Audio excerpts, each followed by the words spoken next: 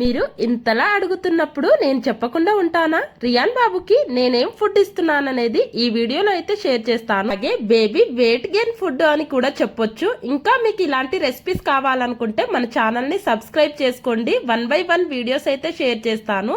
Home made Cerelac ఎలా prepare చేసుకోవాలో చూసేద్దాము. ఇంకా ప్రాసెస్ లోకి వెళ్ళిపోదామా? ఈ రోజు వాళ్ళ అక్క స్పెషల్ గా వాళ్ళ తమ్ముని కోసం అయితే ప్రిపేర్ చేస్తుంది. ఫస్ట్ 2 కప్పు బియ్యానికి 1 కప్పు కందిపప్పు, కప్పు మైసూర్ పప్పు, అలాగే పెసర్లు తీసుకున్నాను. దానికి బదులు పెసరపప్పు కూడా యాడ్ చేసుకోవచ్చు. ఇంకా డ్రై ఫ్రూట్స్ వచ్చేస్తే బాదం, జీడిపప్పు అండ్ వాల్నట్స్ అయితే తీసుకున్నాను. ఈచ్ వన్ 10 తీసుకోండి. బేబీకి ఫుడ్ ఇంట్రడ్యూస్ చేస్తున్నాం కాబట్టి ఇంతే చాలు. ఇంతకంటే ఎక్కువైతే ఏం యాడ్ చేసుకో.